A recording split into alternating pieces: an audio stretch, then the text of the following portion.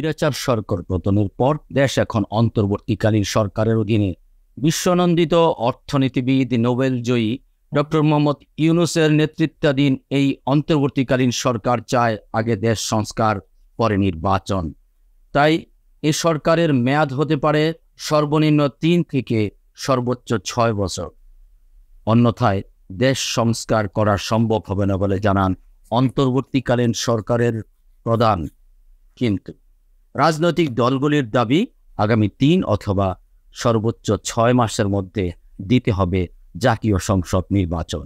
এ নিয়ে দেখা দিচ্ছে নতুন বিভাজনের শঙ্কা। এদিকে গুঞ্জন শোনা যাচ্ছে অন্তর্বর্তীকালীন সরকারের প্রধান উপদেষ্টা গড়তে পারেন নতুন কোনো রাজনৈতিক দল, আর সেজন্য এই গঠন প্রক্রিয়ার জন্য এই অন্তর্বর্তীকালীন সরকারের মেয়াদ হতে পারে দীর্ঘ থেকে আরো দীর্ঘতম। এই গুঞ্জনকে কেন্দ্র করে প্রশ্নবিদ্ধ সাধারণ জনতা এবং রাজনৈতিক দলগুলোর এমন নানা গুঞ্জন আর প্রশ্নমালার উত্তর খুঁজতে এনএনটিভি পর্দায় এই ভিন্ন আয়োজন সমসাময়িক বিষয়ক প্রতিপাদ্য পর্যালোচনামূলক টকশো জনতার জিজ্ঞাসা। আজকের এই জনতার জিজ্ঞাসা অনুষ্ঠানে এনএনটিভির স্টুডিওতে পর্যালোচনা করার জন্য এসেছেন দুজন সুশীল সমাজের অতিথি। একজন আমরা নারায়ণগঞ্জবাসী সংগঠনের সম্মানিত সভাপতি, অন্যজন নারায়ণগঞ্জ নাগরিক কমিটির সভাপতি, বিশিষ্ট আইনজীবী। দুজনেই আমাদের অত্যন্ত বরেণ্য, সুশীল এবং সংস্কৃতি মনা। আমাদের স্টুডিওতে তারা উপস্থিত, আমি পরিচয় করে দিচ্ছি এবং সঞ্চালনায় থাকছি আমি সাইফুল্লাহ মাহমুদ টিটু। পুরো সময় ধরে আপনাদের পাশে থাকবো এনএনটিভির দর্শকদের জন্য এই বার্তা নিয়ে শুরু করছি আমাদের আজকের অনুষ্ঠান জনতার জিজ্ঞাসা। কেমন আছেন আপনি? আলহামদুলিল্লাহ, অবশ্যই। আপনি ভালো আছেন? হ্যাঁ, ভালো আছি। আপনি আমাদের একটি নারায়ণগঞ্জের সম্পূর্ণ নিরপেক্ষ অরাজনৈতিক সংগঠন আমরা নারায়ণগঞ্জবাসী। এই আমরা নারায়ণগঞ্জবাসী নারায়ণগঞ্জের মানুষের মনের কথাগুলি বলে বিভিন্ন আন্দোলনের মাধ্যমে অধিকার আদায়ের প্রচেষ্টা করে সেই সংগঠনের একজন সম্মানিত সভাপতি। কি যেন নাম আপনার? নুরুদ্দিন আহমেদ। হাজি নুরুদ্দিন। বীর মুক্তিযোদ্ধা মোহাম্মদ নুরুদ্দিন আহমেদ। আমার বাম পাশে বসে আছেন নারায়ণগঞ্জ নাগরিক কমিটির সম্মানিত সভাপতি, বিশিষ্ট আইনজীবী, বীর মুক্তিযোদ্ধা আবু বকর সিদ্দিক। আপনি কেমন আছেন? ভালো।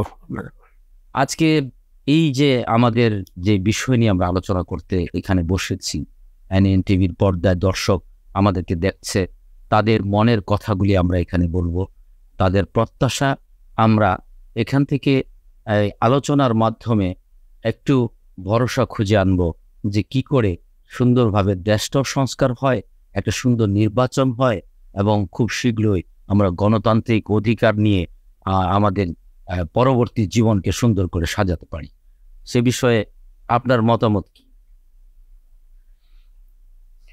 আমরা তো দীর্ঘদিন থেকে মানুষের যে মৌলিক অধিকার, এগুলি থেকে অনেকটা বঞ্চিত।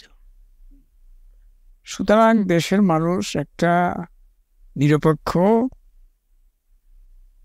এবং সম্পূর্ণ কোনো বিভ্রান্তিমূলক কোনো ধরনের বিশৃঙ্খলা নির্বাচনকে প্রভাবিত করে এই ধরনের কাজ আমরা মেনে নিতে পারি না। কিন্তু দীর্ঘদিন থেকে এই জিনিসটা থেকে আমরা বঞ্চিত। আমাদের দেশের মানুষ যদিও এখন লেখাপড়ার দিক দিয়ে একটু ভালো হয়েছে, কিন্তু সত্যিকারের গণতন্ত্রের মূল যে বিষয়বস্তু তাদের বুঝতে এখনো অনেক বাকি। কারণ গণতন্ত্রের মূল কথা, আমার ভোট আমি দেব, যাকে ইচ্ছা তাকে দেব। এখানে কোনো জোর জবরদস্তি করার কোনো সুযোগ নেই। কিন্তু আমার দেশের যে প্রশাসন, দীর্ঘদিন থেকে দেখতেছি ওরা এই জিনিসটাকে যথার্থ মূল্যায়ন করে না। এবং সেখানে আমি সরাসরি বলতে চাই, দুর্নীতি বলতে যে কথাটা আছে এটা প্রশাসনের মধ্যে খুব তাড়াতাড়ি ঢুকে পড়ে। আর যারা ইলেকশন করে তারা তো আছেই, এতে কোনো বিরক্তি নেই। না, বিষয়টা এমতো অবস্থায় আমি একটু ইন্টারাপ্ট করি। সেটা হচ্ছে দীর্ঘ 15.5 বছর একটানা বাংলাদেশ আওয়ামী লীগের নেতৃত্বাধীন দল সরকার একের পর এক মেয়াদ শেষ হচ্ছে, সরকার গঠন করছে এবং একতরফা শাসন চালিয়ে গেছে। সেই ক্ষেত্রে জনগণের মধ্যে ক্ষোভের সঞ্চার হয়েছে। যে কথাটা আপনি বললেন যে ভোটের অধিকার ছিল না, এই সরকার, আওয়ামী সরকার 1996-তে প্রথম সরকার গঠন করে, তখন কিন্তু তারা ভোটে এসেছিল এবং 2008 সালে যখন নাকি আপনার 111-এর সরকারের মাধ্যমে নির্বাচন হলো, সেই নির্বাচনে আবার ভোটের মাধ্যমে এসেছিল। কিন্তু সেই মেয়াদ পার হয়ে পরবর্তীতে তারা ভোটবিহীনভাবে ক্ষমতা কৌশলে জোর করে রাতের অন্ধকারে ভোট দিয়ে অথবা দিনের বেলা ভোটবিহীনভাবে সিল মেরে তারা নিজেদের ক্ষমতা আঁকড়ে ধরে রেখেছে এতদিন। সেই ক্ষোভ থেকে, সেই মানে জ্বালাময়ী প্রতিবাদ থেকে এই গণবিস্ফোরণ এবং তার শোচনীয় পরাজয়। এখন এই যে তার অধ্যায় তো চলে গেল, এখন যে সরকার আছে অন্তর্বর্তীকালীন সরকার, ডক্টর মোহাম্মদ ইউনূস নোবেলজয়ী একজন বিশ্বনন্দিত অর্থনীতিবিদ। তিনি এই দেশটাকে সংস্কার করতে চাচ্ছেন এবং তিনি দেশে এসে বলেছেন যে আমাকে ডেকেছেন, আমার কথা শুনতে হবে যদি দেশটাকে সুন্দর করতে চান।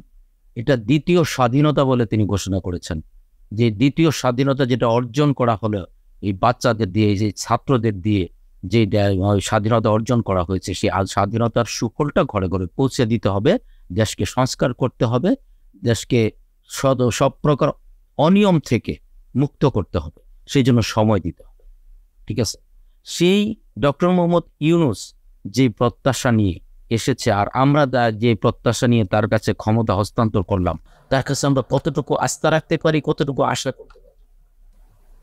আমি প্রথমেই বলবো, তার কাছ থেকে আশা রাখার মতো তেমন কোনো কার্যক্রমী পদক্ষেপ আরাম নেই। সে নিজে চরিত্রবান ছিল। সে আমাদের গ্রামীণ ব্যাংকে সর্বশেষ 666 কোটি টাকা মাফ করার জন্য এর আগে কিন্তু আপিল হয়ে গেছে। আপিলে সে জেল হয়েছে, তারপরে সে একটা রিট করলো, রিট হেরেছে, তারপরেই হঠাৎ সে দেশের প্রধান উপদেষ্টা হয়ে গেল। ঠিক তেমনি করে আমি ব্যক্তিগতভাবে কথা বলবো না, আমি যেই কথাগুলি জানি, এই লোন দিয়ে অনেক বাড়ির থেকে মহিলাদেরকে নিয়ে আসছে। আমি ব্যক্তিগতভাবে যাই, আমার বাড়ি সোনারগাঁ, খুব কাছে, আমি দেখেছি। তো এইগুলি বললে হয়তো অনেকটা বদনাম হবে, এমন একদিন আসবে এগুলি বলতে কোনো দ্বিধা করব না, কারণ মোটামুটি পলিটিক্সে থেকে আসি, এগুলি ভয় করি না। তো এখন যে উনি যে আশাটা করেছে, ছেলেপেলেদের যেইভাবে উনি নামাইছে, সেনাবাহিনীকে পুলিশে কিন্তু নামাতে পারে নাই।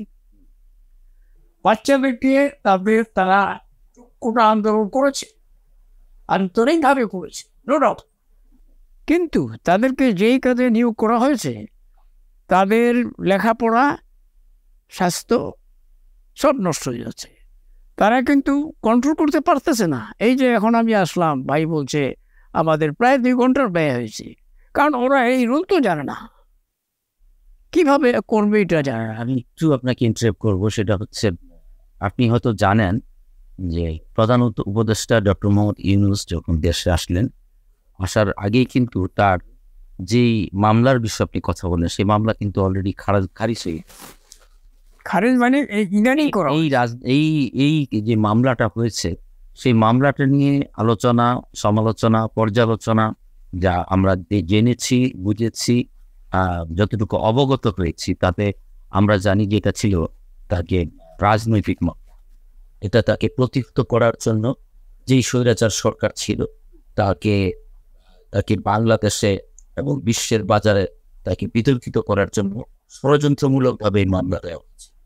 এবং সেই মামলা প্রত্যাহার হয়েছে বলেই তার আর যে এই অন্তর্বর্তীকালীন সরকারের প্রধান হওয়ার ক্ষেত্রে আর কোনো বাধা ছিল। কিন্তু এখন আরেকটা বিষয় হচ্ছে, তিনি যখন আমাদের দেশে এসেছেন, আমরা তাকে ডেকে এনেছি, তাকে শান্তিতে নোবেল বিজয়ী, তিনি দেশের শান্তি ফিরিয়ে আনার দায়িত্ব নিয়েছেন। এখন সেই ক্ষেত্রে তার সাথে কিন্তু আরো অনেক বরেণ্য ব্যক্তিরা এই অন্তর্বর্তীকালীন সরকারে আছে। তারাও কিন্তু কারো থেকে কোনো অংশে কম নয়, তাদের অনেক যোগ্যতা আছে বলেই সবার সমর্থন। ঠিক আছে, যোগ্যতা আছে, আমি স্বীকার করলাম। আচ্ছা ঠিক আছে, আমি আপনার কাছে আবার পরে আসবো। আমি যা হাজী নুরুদ্দিন সাহেব, আমি তার কাছে যাব। আপনার কাছেও আমার প্রশ্ন হচ্ছে যে আমাদের সিদ্দিক ভাই যে কথাটা বললেন, উনি কিছুই এখনো করেননি, আমরা কি একটু আশা করতে পারি না, একটু সময় দিতে পারি না তাকে? তার কাছ থেকে কি আমরা প্রত্যাশা করতে পারি না যে একজন বরেণ্য ব্যক্তি দায়িত্ব নিয়েছেন এবং বলেছেন যে আমি দেশটা যে আগে সংস্কার তারপর নির্বাচন? ধন্যবাদ আপনাকে। যে কোনো লোকেরই কাজে বাবা তার পারফরমেন্সে কিন্তু দরকার। এই কারণে 2-4 দিনের মধ্যে কারো মানে কতটুকু পারবে কতটুকু পারবে না সেটা বোঝা যায়। তো ডক্টর মাহমুদ ইউনূস আপনার সারা পৃথিবীতে ওনার একটা সুদান আছে। কিন্তু কথা হলো, আমাদের বাংলাদেশের মতো সরকার প্রধান হিসাবে দায়িত্ব পালন করে আমাদেরকে সুশৃঙ্খল রাষ্ট্র গঠনে কতটুকু ভূমিকা রাখতে পারবেন সন্দেহ আছে। কারণ আপনি আপনার বক্তব্য বুঝে গেছেন আপনি যে পদত্যাগী প্রধানমন্ত্রী শেখ হাসিনা উনি চেষ্টা করেছেন যথেষ্ট, এবং ওনার একটা ডক্টরেট ডিগ্রি আছে। তো উনিও সক্ষম হন নাই, তবে চেষ্টা ছিল। আপনার আজকের আমাদের তো মানে আপনার যে তদারকি সরকারটা এখন আমাদের আছে, এখানে বেশি জ্ঞানী লোক আছেন আমার দৃষ্টিতে। যেমন বলি, শাখাওয়াত হোসেন, ওনার কার্যক্রম যখন নির্বাচন কমিশনে ছিলেন, পরবর্তীতে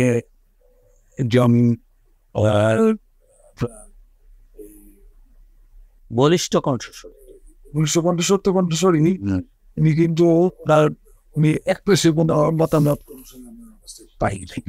উনি নিরপেক্ষ, সবসময় নিরপেক্ষ তা বজায় রেখে তিনি কাজ করার চেষ্টা করেছেন এবং সামরিক বিশেষজ্ঞ বাংলাদেশে। তারপর আপনার ডক্টর মোহাম্মদ সালেউদ্দিন ছিলেন এক সময়। তারপর আমি সম্মান করি এই কারণেই যে উনি একজন যোগ্য ব্যক্তি। আমরা যতটুকু জানি উনি অত্যন্ত সৎ, হ্যাঁ, উনি আসলে এবং চিন্তাশীল। উনি চিন্তাশীল, এটা ঠিক। সৎ সম্বন্ধে আবার ধারণা নাই, অসীম সৎ সম্বন্ধে। তবে উনি অর্থনীতি সম্বন্ধে ভালো জ্ঞান রাখেন। এর মাঝেও উনি যখন এই এই পদ পদবীর আগেও অনেক সময় ওনার মন্তব্য পাস করেছেন বিভিন্ন ওই দুষ্টবাই গিয়ে এখন কি করা দরকার এত দরকার উনি বলেছে উনি আওয়ামী লীগ মনালোক না, ব্রিগেডিয়ার সাখাওয়াত হোসেন তিনি আওয়ামী লীগ মনালোক না, ওনারা নিরপেক্ষ। নিরপেক্ষ মনে হচ্ছে। কিন্তু আরো কিছু যারা আছেন কেউ কেউ আপনার অন্য দলের একটা সমর্থন বোঝা যায় তাদের কথাবার্তায়।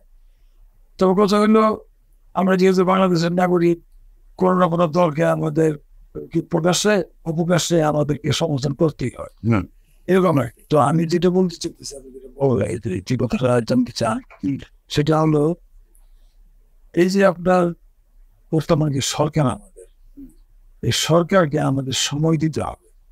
তবে সরকার কেউ বলে আমরা এখন বলতে পারবো না, আমাদের যতদিন প্রয়োজন ততদিন আমরা খবর দিতে হবে।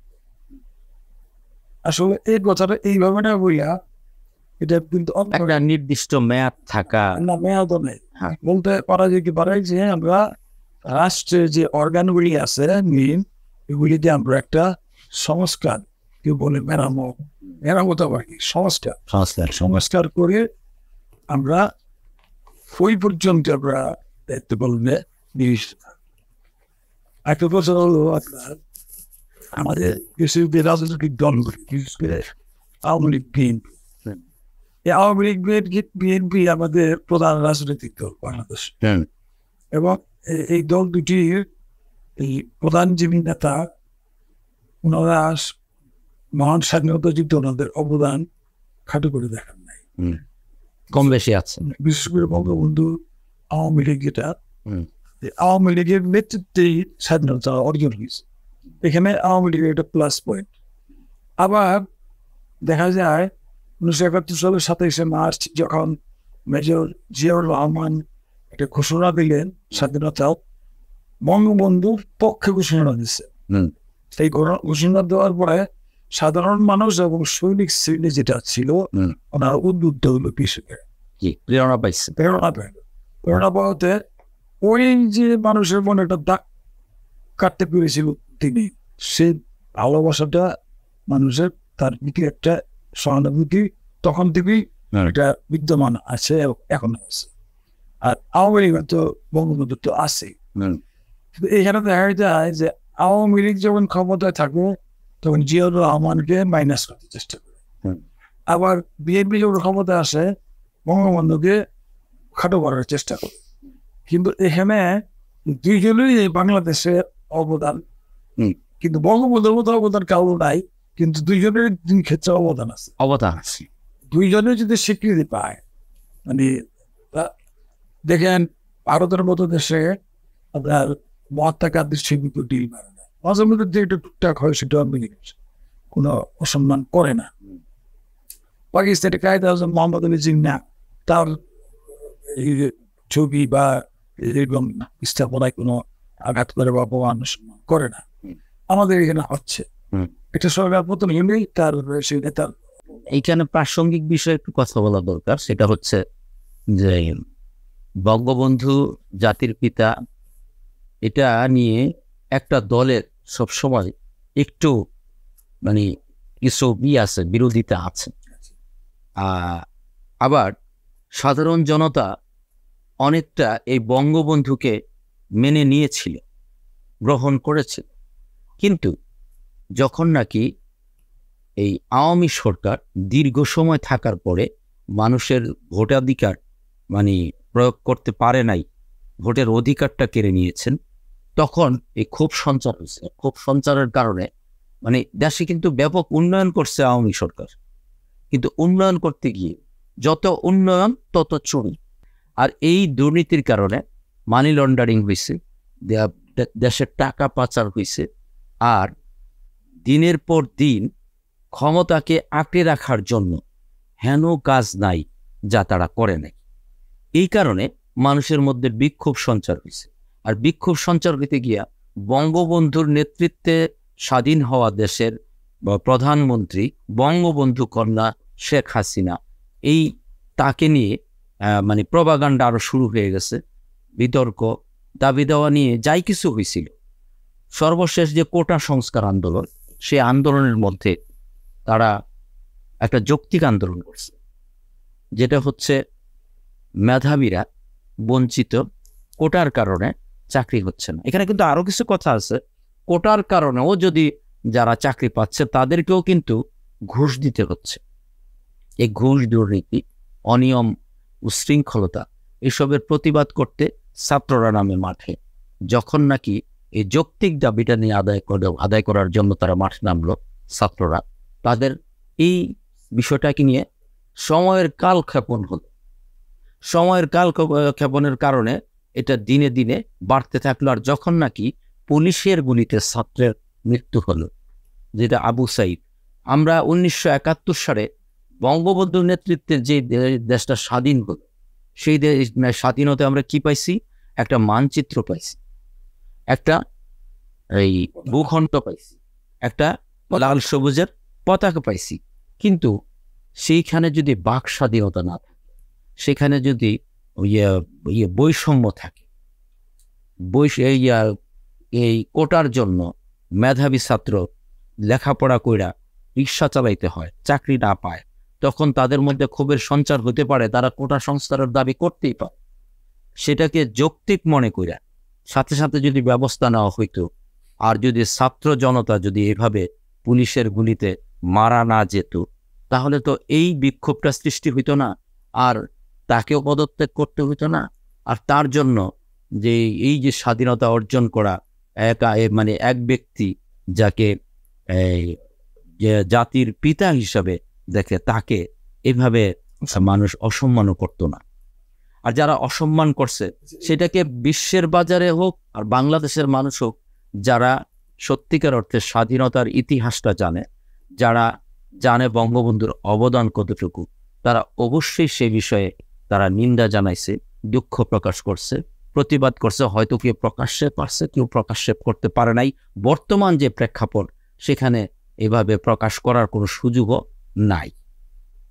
সেক্ষেত্রে আমরা এই বিষয়টাকে বাস্তবতায় কোথায় ভুল ছিল আর কি সংস্কার করা প্রয়োজন, এগুলি যদি এখন আমরা পর্যালোচনা করি, তাহলে দেখতে পারবো সামনের দিকে আমাদের দেশটাকে সুন্দর করার সুযোগ পেতে পারি।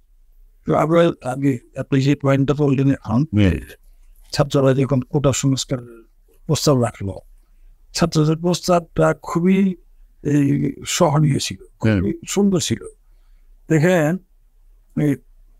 4 তারিখে 5 তারিখে জুলাই মাসে তারা সংস্কার ছিল, অল্প সংখ্যক ছাত্রই কিন্তু তখন ক্যাম্পাসে তারা আন্দোলন করতেছিল। ঢাকা বিশ্ববিদ্যালয়ের পরে জাহাঙ্গীরনগর বিশ্ববিদ্যালয়, তারপর রাজশাহী বিশ্ববিদ্যালয়, তারপরে আপনার সিলেটে একটা বিশ্ববিদ্যালয়, সিলেটের বিশ্ববিদ্যালয়, এরপর ইসলামিক বিশ্ববিদ্যালয়, চট্টগ্রাম বিশ্ববিদ্যালয়, সব বিশ্ববিদ্যালয় আসছে। প্রাথমিক পর্যায়ে কিন্তু এটাকে অঙ্কুরে এটাকে শেষ করে যাইতো। কিভাবে যাইতো দেখেন, ছাত্ররা কি বলছে, কোটা আমরা যৌক্তিক সংস্কার চাই, মানতে চাই না। হ্যাঁ, 30% সন্তান কোটা, মুক্তিযোদ্ধা কোটা, মুক্তিযোদ্ধার সন্তান এবং নাতিদের রাখা হয়েছে।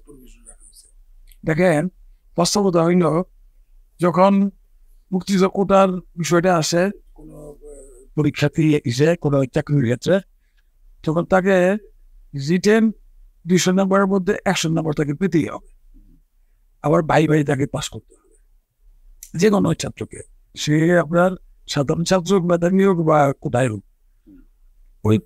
ওই গুন্ডি পার হয়ে আসার পরে তারপরে কোটা মেধায় মিলাবে, যে নারী কোটা কত, এই কোটা, সেই কোটা। এই দেখেন, মুক্তিযোদ্ধা কোটা দেখা গেছে 30%, সেটা 5-6টা পাওয়া যায়, 5-6% পাওয়া যায়, বাকি পাওয়া যায় না।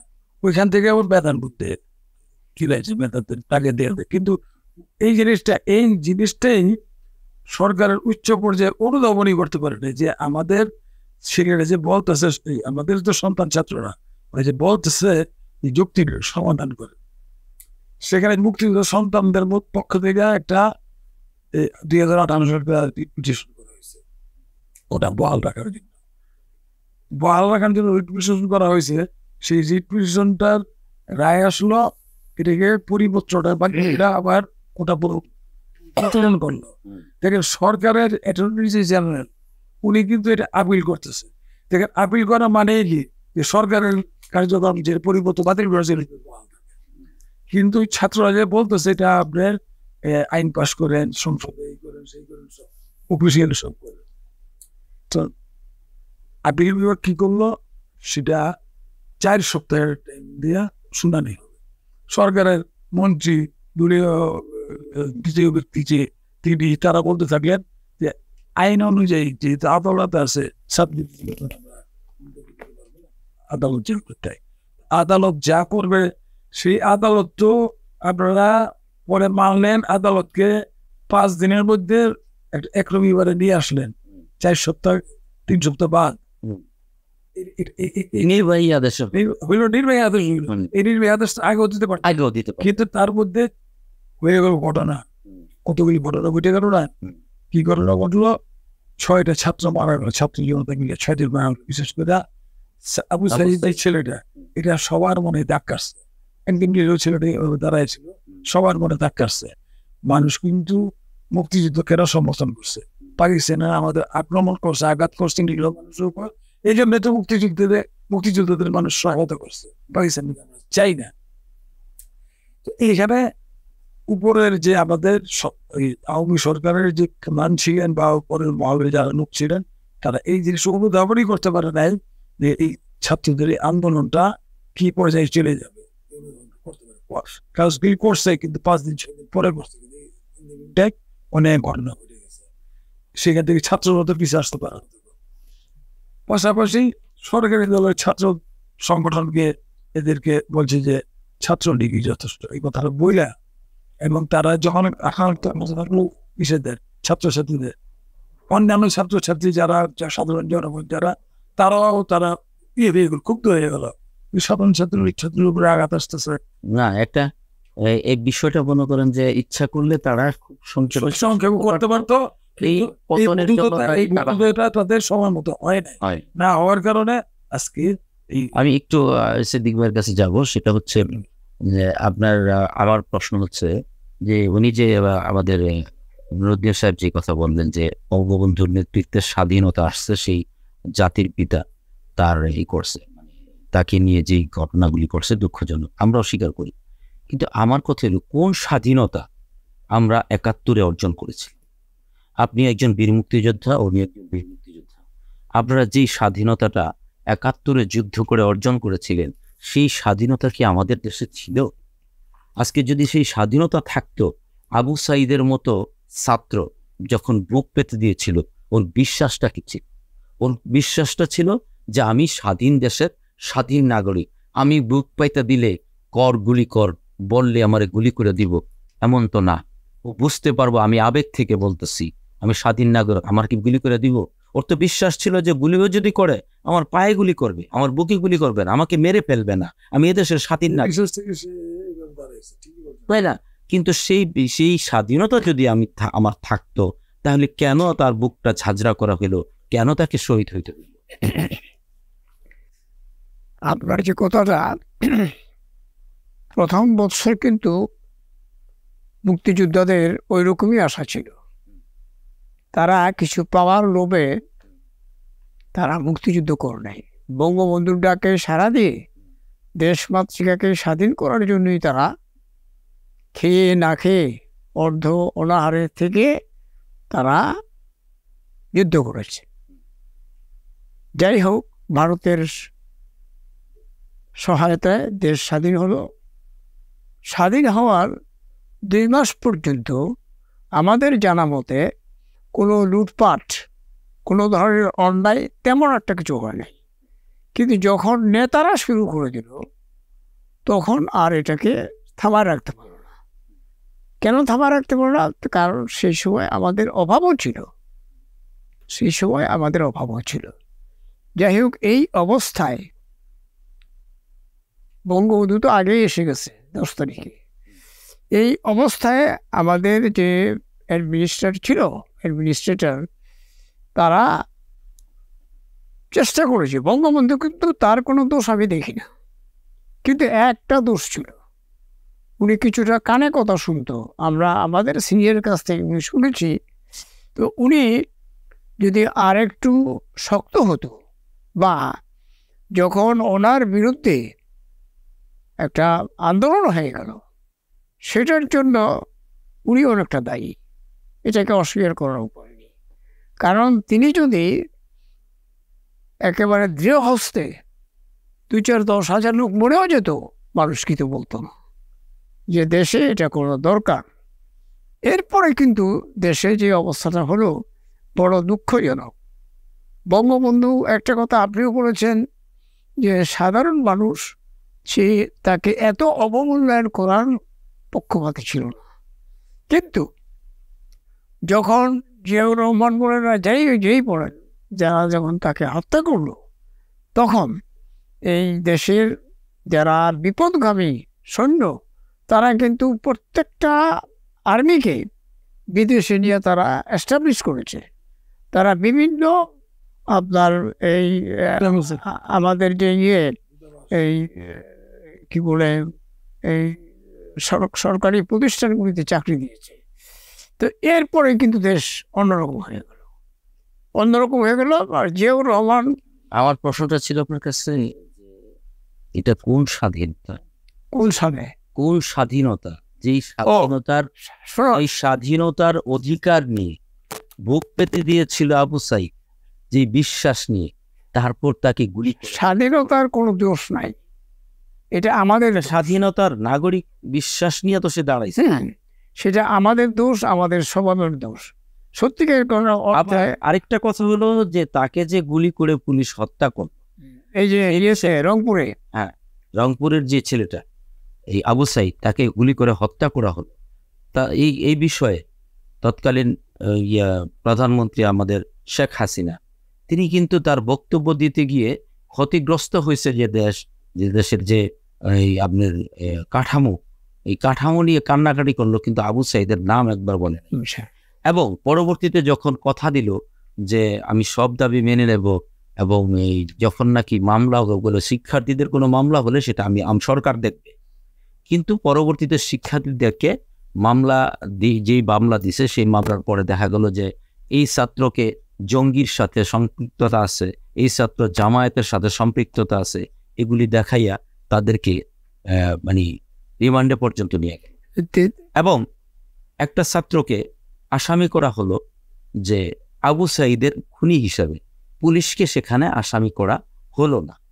পুলিশ, বিশ্ব বাঙালি সবাই দেখলো ভিডিওতে যে পুলিশ তাকে গুলি করলো, এবং সেই গুলিতেই সে ওই লুটিয়ে পড়লো রাস্তার উপরে। বিশ্ব বাঙালি সবাই সাক্ষী। সেখানে এই সত্যটাকে আড়াল করে কিভাবে একজন ছাত্রকে এই মামলায় আসামি করে রিমান্ডে নেওয়া হয়, সেটা তাইলে সেটা কতটুক, যদি সে একটু ধীর স্থির থাকতো হয়তো বা করতো না, কিন্তু আমার মনে হয় কিছুটা করতো। তারপরে আরেকটা কথা হচ্ছে,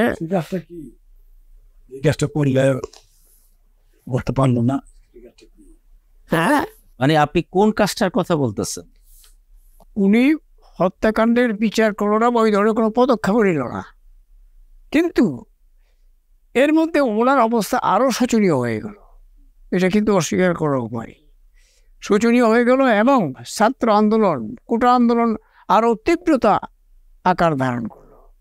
এইটা একটা কারণ, এই যে আবু সাইদের মানলো, এটাও একটা কারণ যে আমাদের ছেলেটাকে তুমি এইভাবে খুন করে ফেললা, এটাও খুন করে ফেললা। সুতরাং আপনার কাছে আমার প্রশ্ন, যে বর্তমান অন্তর্বর্তীকালীন সরকার, যে সরকারের নেতৃত্ব দিচ্ছেন, শুধু বিখ্যাত নয়, উনি একজন প্রখ্যাত বিশ্বনন্দিত অর্থনীতিবিদ, একজন শান্তিতে নোবেল বিজয়ী অর্থনীতিবিদ, একজন গবেষক, একজন শিক্ষক, একজন সাংবাদিক, একজন সাংস্কৃতিক ব্যক্তিত্ব, এবং ভালো একজন পরিকল্পনাবিদ।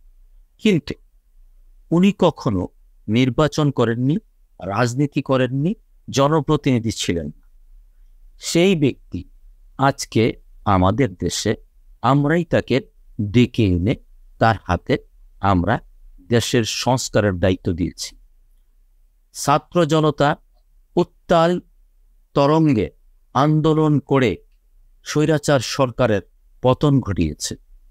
অনেক মানুষ এর মধ্যে চলে গিয়েছে, অনেক ছাত্র জনতা, অনেক পুলিশ প্রশাসন, আমাদের দেশের অনেক মায়ের বুক খালি হয়েছে।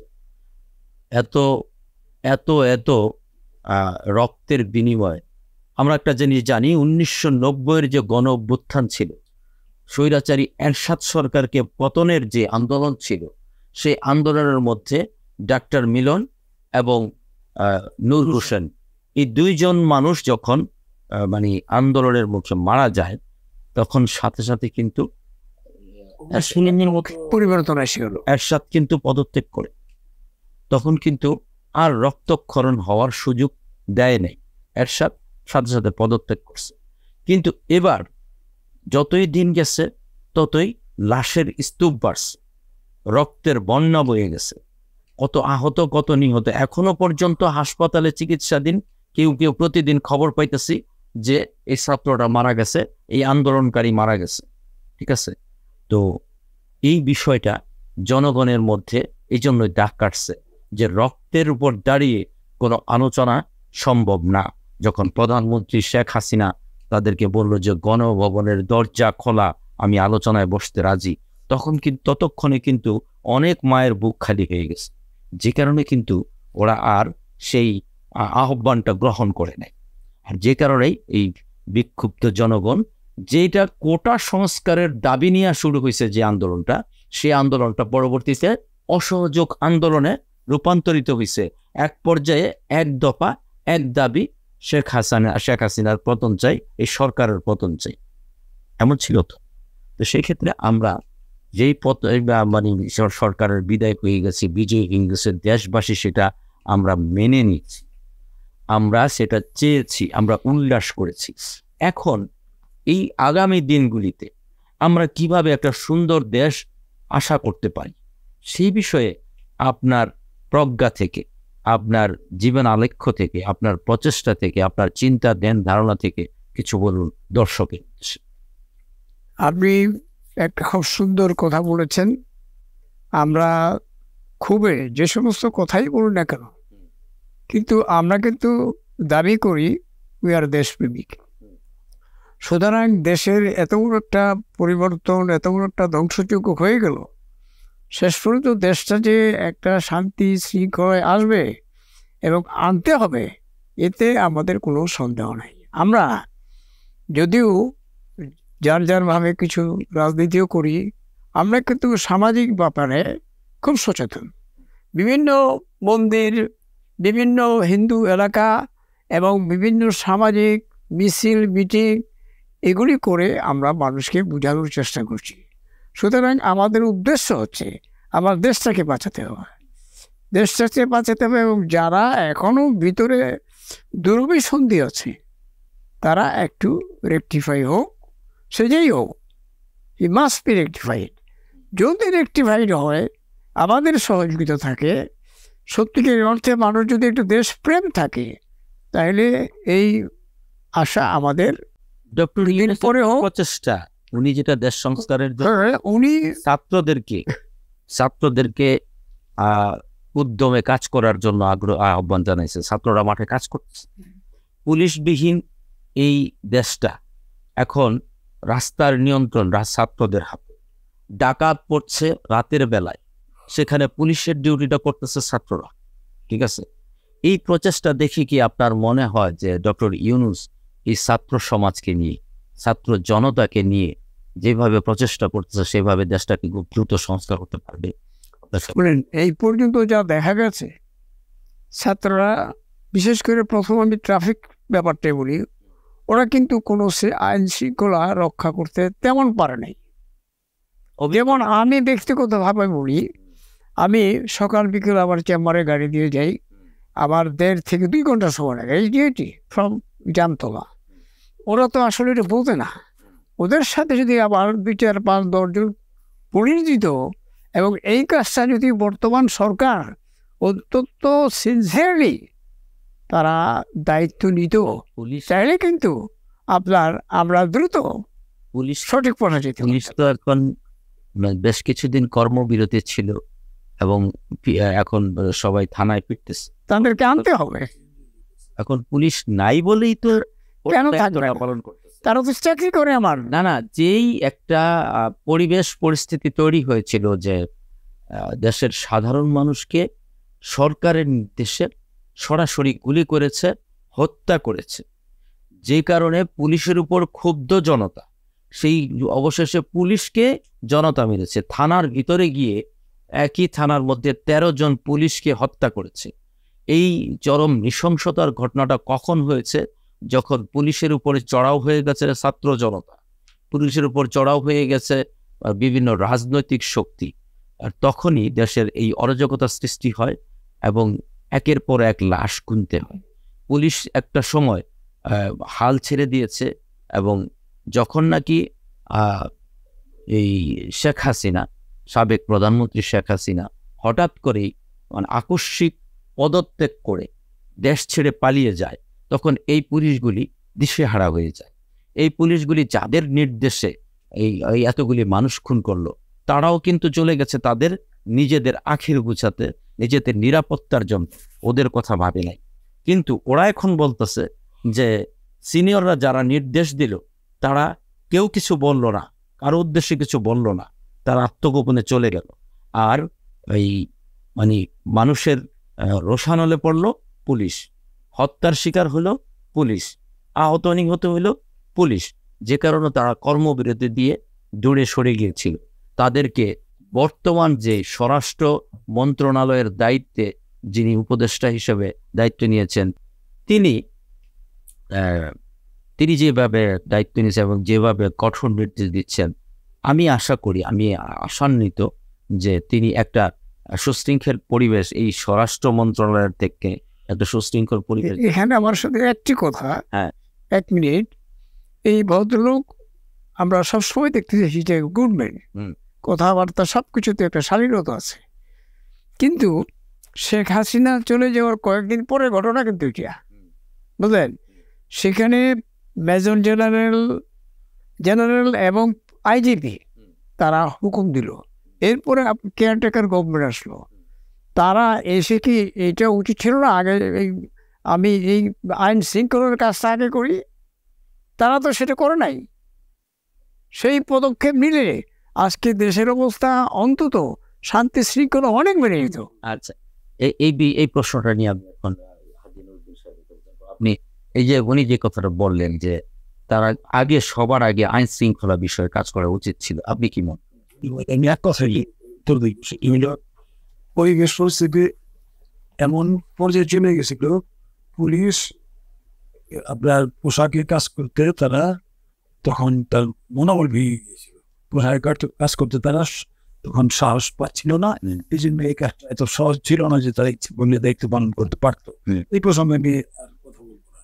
আমি কথা বলতে চাই আপনার মূল কথা, যে বিষয়ে উদ্দেশ্য করে বর্তমান সরকার আসছেন, এই উদ্দেশ্যটা কিভাবে সফল হতে পারে বা কতটা প্রত্যাশিত করতে পারে। আমি আপনাকে একটু বলি যে আওয়ামী লীগ বর্তমানে 4টা টার্ম তারা পার করতেছিল, একটা আওয়ামী লীগ 2008 সালের 29 ডিসেম্বর নির্বাচনে তারা পাশ করে আসলো। আসার পরে তার মেয়াদ 13 সালে শেষ হয়ে যাবে, 14 সালে আবার নির্বাচন দিবে। 14 সালে যখন নির্বাচন দিল, 14 সেই নির্বাচনটা আওয়ামী লীগ নিজেও জানে সেই নির্বাচনটা হয় নাই। এবং মাননীয় প্রধানমন্ত্রী তৎকালীন তিনি বলছেন যে এটা সংবিধান রক্ষা করতে গিয়ে নির্বাচনটা করা হয়েছে, পরবর্তীতে একটা নির্বাচন করা হবে। তা আমি কিন্তু এদিন করা হয়েছে। যখন দেখলেন টিকে যাইতেছে তখন তিনি সেটা করলেন। মানুষের খুব এখানে কথার কথা বলে মানুষ কিন্তু খুব বাড়তেছে, 154টা সিট নির্বাচনে বিনা প্রতিদ্বন্দ্বিতা নির্বাচন। তার মানে সংসদকে নিরঙ্কুশ করে সরকার গঠন করতে পারে হ্যাঁ, সেই ব্যবস্থা রাইয়া হয়। নির্বাচনটা করছিল। হ্যাঁ। তারপরে আসলো 1800 সালে বিএনপি সহ কিছু কিছু দল গেল কিন্তু ভোটদান দিয়া। তারা কি করলো? আশ্বস্ত হইল, প্রধানমন্ত্রী বললেন সব আপনারা নিশ্চিন্ত থাকেন, নির্বাচন সুষ্ঠু হবে। হুম। নির্বাচন কি হইলো আমরা জানি, রাতের ভোট, দিনের ভোট রাতে হলো। কেউ ভাবতেও পারে নাই যে আগামীকাল ভোট, আজকে রাতে আমরা সবাই ঘুমায় আছি, সকালে উঠে শুনবো যে আপনার এই 40% 30% ভোট আছে, এই বাক্স হয়ে গেছে। তারা করছে, রাজনৈতিক দল কমিয়ে করে নেয়, নেতাই করে নেয়। এটা পুলিশ দিয়ে, প্রশাসন এই যে করা হইলে প্রশাসনকে জনগণের কাছে প্রশ্নবিদ্ধ করা হইলো এবং তাদেরকে একটা লোভী বানানো হইলো। লোভ দিয়া, তাদের টোপ দিয়া। বিষয়টা পরবর্তী এমন হয়েছে যে এই পুলিশকে সরকার কোনো নির্দেশ দিতে পারে না, কারণ পুলিশের কাছে তাদের দায়বদ্ধতা। এইটা গেল। তারপরে আপনার আসলো ওই 18 নির্বাচনে তারা আবার সরকার গঠন করলেন, করে তারা আবার চলতে থাকলো। এখানে আরেকটা বিষয় বলা উচিত যে এখানে বিএনপি যখন নির্বাচন করতে আসলো, বিএনপির মতো একটা বৃহত্তম দল, সে কয়টা সিট পাইল? 7টা সিট। এটা জনগণ মেনে নিতে পারেনি। পরে আমার রিজেক্ট করলো। দেখেন, তারপর আসলো আপনার এই 24-এর নির্বাচন। 24-এর নির্বাচনটা দেখেন, 24-এর নির্বাচনের আগ থেকে সরকারি দলের যেমন জেনারেল সেক্রেটারি কেন্দ্রীয়, তিনি বক্তৃতায় বলেন যে ওবায়দুল কাদের, তিনি বক্তৃতায় বলেন যে সরকারের যদি পতন হয় আওয়ামী লীগের, কেউ বাঁচতে পারবেন না। হ্যাঁ, বলছে। হ্যাঁ, আমাদের নারায়ণগঞ্জের একজন নেতাও বলছেন, বারবারই বলছেন, সাংসদ সিটি সাংসদ, তিনি বলছেন সরকার ক্ষমতা না থাকলে আপনারা কি বাঁচতে পারবেন না, আওয়ামী লীগ কেউ বাঁচতে পারবেন। আচ্ছা, আপনি বলেন, কেউ যদি বাঁচতে না পারে সেই কেউ, আমি যদি বাঁচতেই না, এখানেই তো স্বাধীনতার প্রশ্ন আছে। আমি বলতেছি কেউ বাঁচতে পারবেন না। সরকার দলীয় দ্বিতীয় ব্যক্তি বলতেছে কেউ বাঁচতে পারবেন না, আমার সাংসদ বলতেছে কেউ বাঁচতে পারবেন না।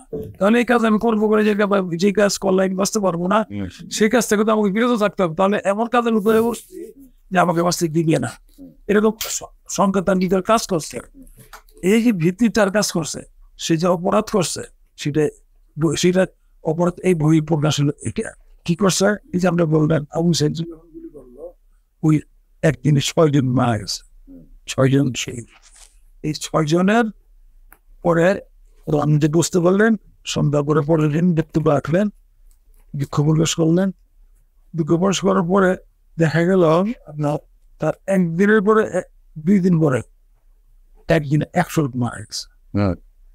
আচ্ছা, এটা চিন্তা করা যায়, স্বাধীন দেশ, ছোট্ট একটা দেশ, এটা পুলিশের বা সংঘর্ষে বা রাজনীতিগুলো সংঘর্ষে আপনি এইভাবে শত শত লোক মারা যেতে পারে, পাওয়া যায়? 1971-এ তো পরাশক্তির সাথে যুদ্ধ হয়েছে, কিন্তু এটা তো আমার ভাইয়ের বুকে আমি বলতে আমার মূল পয়েন্ট সেটা হলো এই যে ভাবনা, এই যে নিপীড়ন বা নির্যাতন করার পর টিকে থাকা, এইটা না।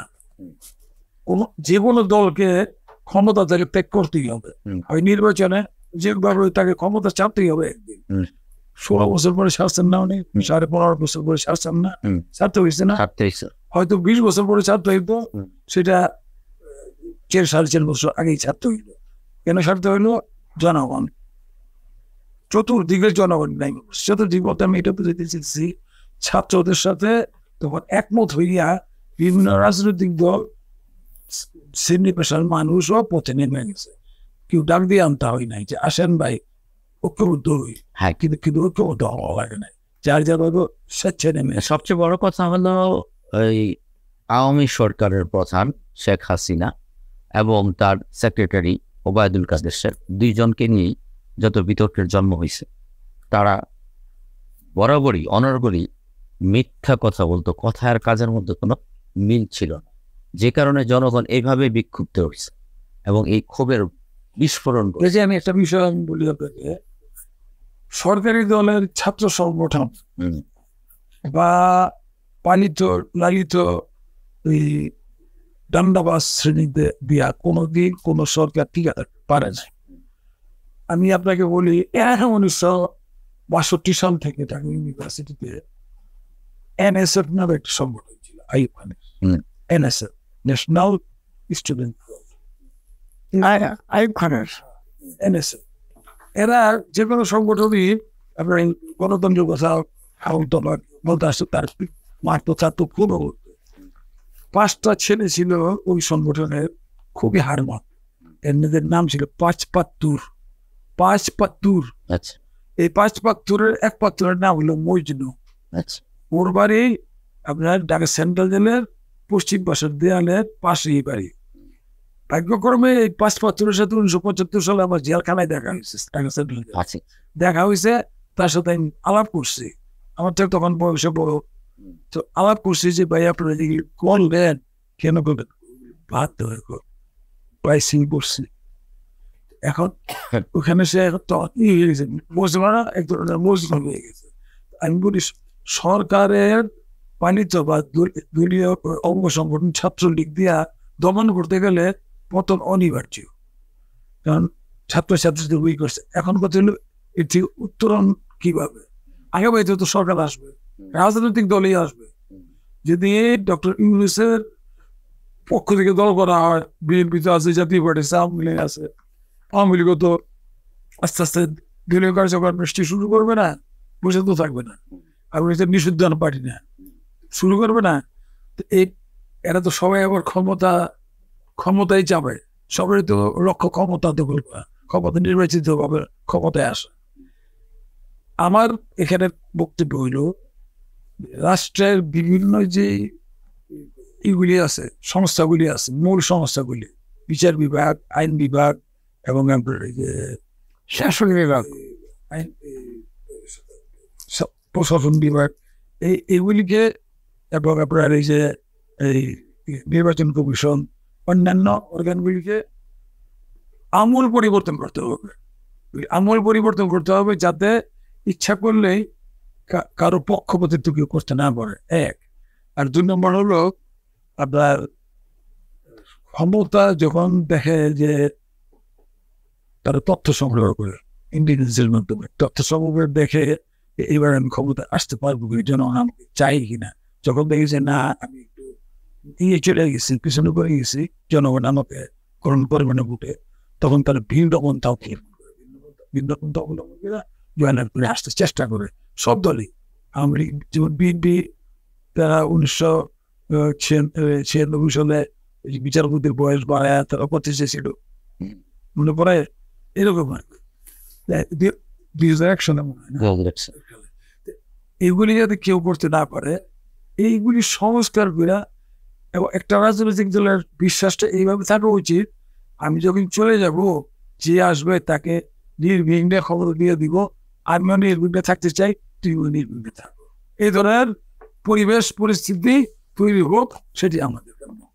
এই প্রসঙ্গটা প্রশ্ন করেছিলাম কারণে যে সংস্কারের একটা অংশ হিসেবে আমাদের নিত্য প্রয়োজনীয় বিষয় এগুলিও মাথায় রাখতে হবে সরকারকে। আপনার গ্যাস, পানি, বিদ্যুৎ, যে নিত্য প্রয়োজনীয় বিষয়, আমাদের এই বিষয়গুলিতে আমরা কিন্তু এই যে এত সরকারের বিগত সরকারগুলি কেউ কিন্তু আমাদের বিদ্যুতের মানে সবসময় আমরা বিদ্যুৎ পাবো সেই ব্যবস্থাটা কোনো সরকার করে যেতে পারে, নিরবিচ্ছিন্ন বিদ্যুৎ দিতে পারে নাই। তারা কিন্তু প্রতিবারই প্রতিশ্রুতি দিচ্ছে নির্বাচন দিতে পারে না। গ্যাসের ব্যাপারেও বলছে গ্যাসও দিতে পারে না, অনেক বছর যাবৎ গ্যাস নাই। এখনো পর্যন্ত অনেক মানুষ আমরা দেখি গ্যাসের চুলার পরিবর্তে আপনার গ্যাস সিলিন্ডার ব্যবহার করে, আবার লাকড়ি ব্যবহার করে। গ্যাস সিলিন্ডারে যেতে বেশি দিন যায়, কারণ মানুষের আয়ের সাথে এখন বিষয়টা হচ্ছে এই বিষয়গুলি সরকারের আমলে আনতে, তাইলে একটা সুখী সমৃদ্ধ এই দুর্নীতি মুক্ত, মাদক মুক্ত, সন্ত্রাস মুক্ত একটা সংস্কার করা দেশ আমরা পাব যদি এই সরকারকে আমরা শুধু সময় দিলে চলবে না। এই সরকার একটা কথা বলছে যে আমার কথা শুনতে হবে, উনি যে কথা বলছে যে আমার কথা শুনতে হবে, আমরা তার কথা শুনি এবং তার সাথে সাথে আমরাও চেষ্টা করি। আমরা শুধু যে যার পরিবার থেকে যদি আগে পরিবার সংস্কার করার চেষ্টা করি এবং আমরা যদি মনে করি আমাদের এই সংস্কারের পাশাপাশি যে জিনিসটা বেশি দরকার সেটা হচ্ছে আমাদের প্রত্যেকের প্রতি প্রত্যেকের সম্মান প্রদর্শন করা।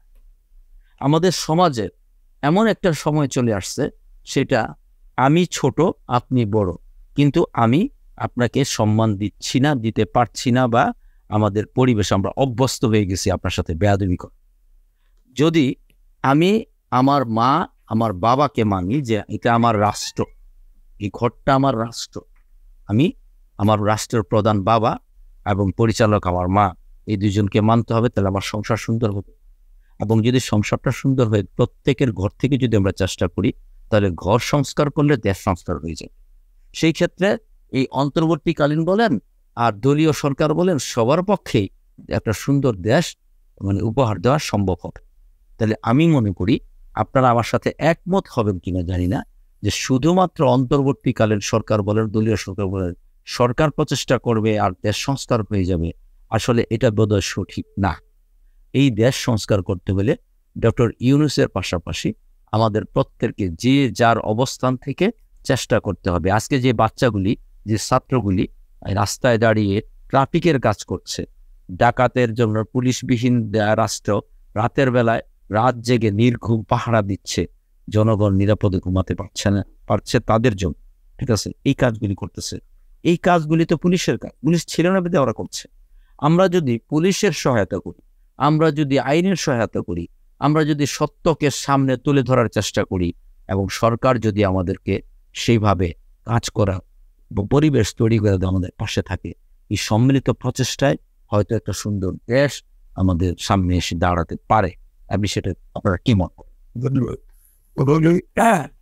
যে কোনো সরকারি থাকুক, জনগণের কিন্তু সহযোগিতা না থাকে সব দেখাইতে পারবো।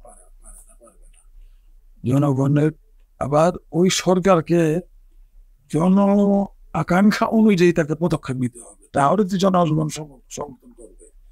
তো আমার মনে হয় এই ডক্টর ইউনূস রাজনীতিবিদ না হইলেও রাজনীতি মুক্ত ব্যক্তি না, তিনি সাধারণ মানুষের কথা বুঝতে চেষ্টা করবে এবং মানুষের আকাঙ্ক্ষা পূরণের সচেষ্ট থাকবে। যদি তিনি সবকিছুতে একদিনে হবে না, সবকিছু 2 দিন, এক সপ্তাহ 2 সপ্তাহ বা এই 6 মাসও হবে না। যখন মানুষ দেখবে তার মাধ্যমে কিছু এই পজিটিভ ইতিবাচক কিছু সম্ভাবনা দেখা যাচ্ছে, অটোমেটিক মানুষ সমর্থন করবে এবং সময় দেবে।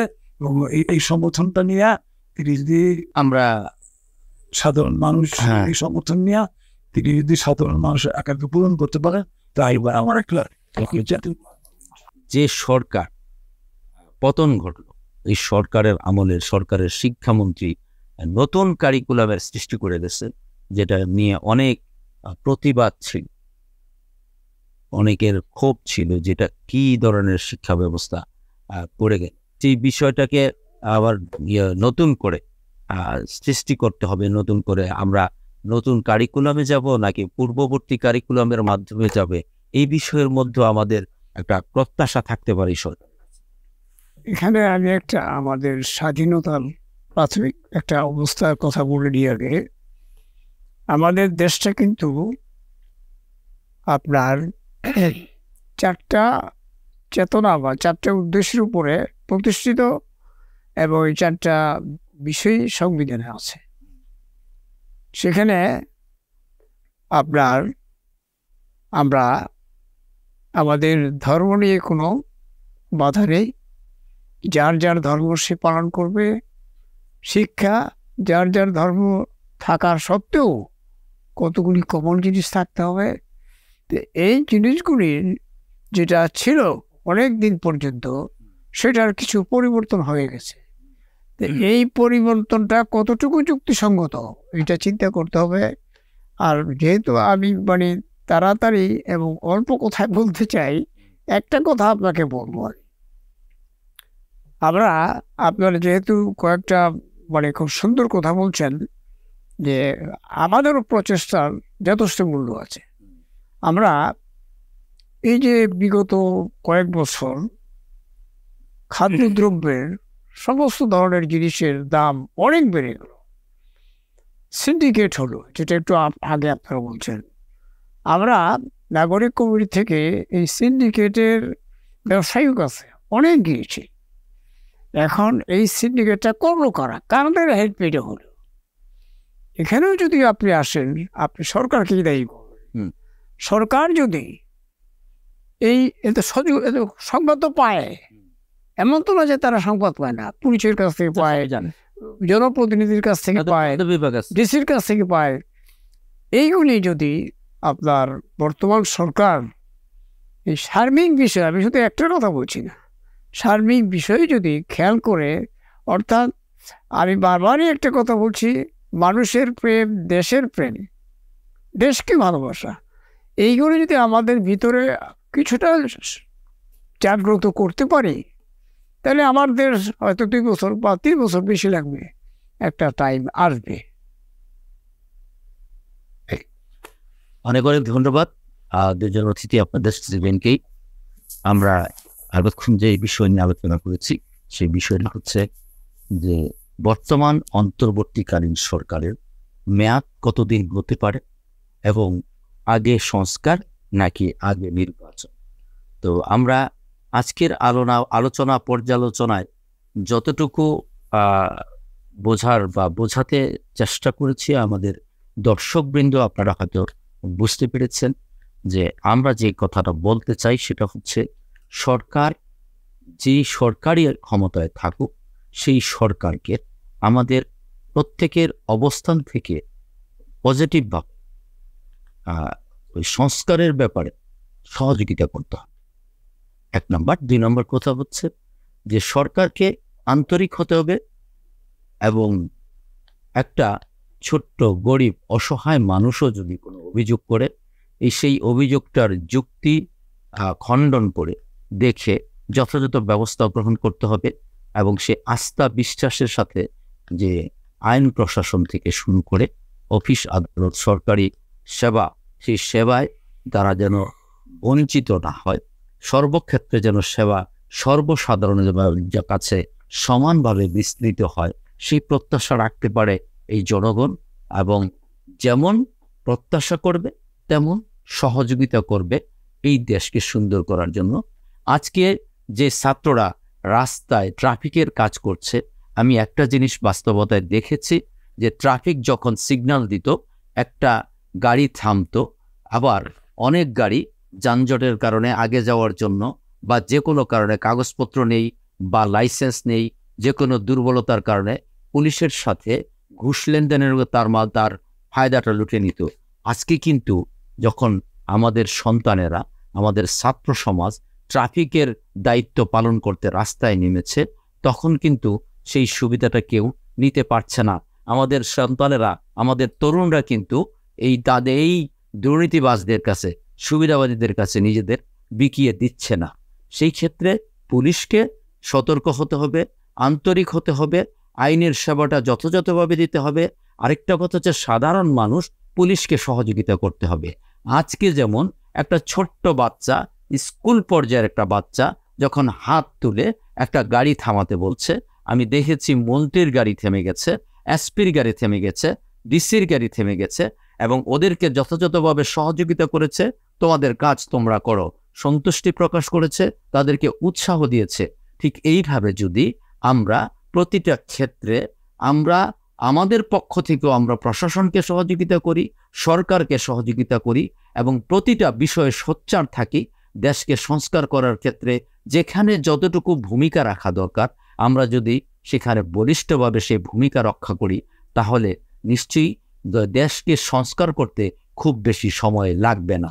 আর যদি আমরা সবাই সহযোগিতা করলে খুব বেশি সময় না লাগে, তাহলে হয়তোবা 3 মাস 6 মাস বা 1 বছরের মধ্যেই আমাদের দেশ সংস্কার হয়ে যাবে এবং জাতীয় নির্বাচন দেওয়া সরকারের পক্ষে সম্ভব হবে। সেই ক্ষেত্রে শুধু সাধারণ মানুষ নয়, প্রতিটি রাজনৈতিক দলের নেতৃবৃন্দকেও এগিয়ে আসতে হবে, সহযোগিতা করতে হবে।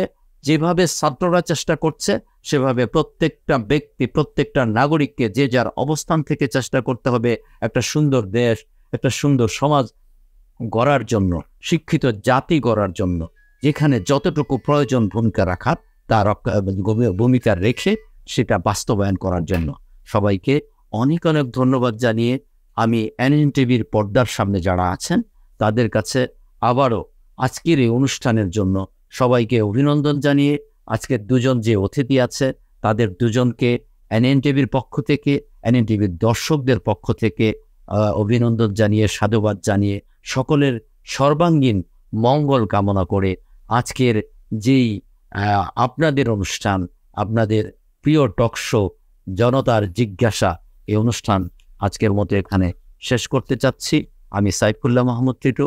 আবার দেখা হবে নতুন কোনো বিষয় নিয়ে, নতুন কোনো প্রাণচাঞ্চল্য ঘটনার উপর পর্যালোচনা নিয়ে, নতুন নতুন অতিথি নিয়ে, যেন আপনাদেরকে নতুন কোনো তথ্য দিতে পারি, সুন্দর কিছু উপদেশ নতুন অতিথিদের কাছ থেকে নিতে পারি, আমরা যেন কিছু শিখতে পারি, কেন বাচ্চাদের, আমাদের নতুন প্রজন্মকে কিছু শিখাতে পারি, এবং আমাদের যারা চলে গেছেন তাদেরকে যেন আমরা স্মরণ করতে পারি, যারা দেশের জন্য শহীদ হয়েছেন তাদেরকে যেন আমরা সেই শ্রদ্ধা করতে পারি, তাদের সম্মানে যেন আমরা প্রতিনিয়ত কাজ করতে পারি, এবং আমরা আজকে যদি চলে যাই কালকে যেন আমাদের কর্মের কারণে সবাই মনে রাখতে, আমাদেরকে ভালোবাসা দেয়, আমাদের এই কর্মের মাধ্যমে আমরা বেঁচে থাকতে পারি।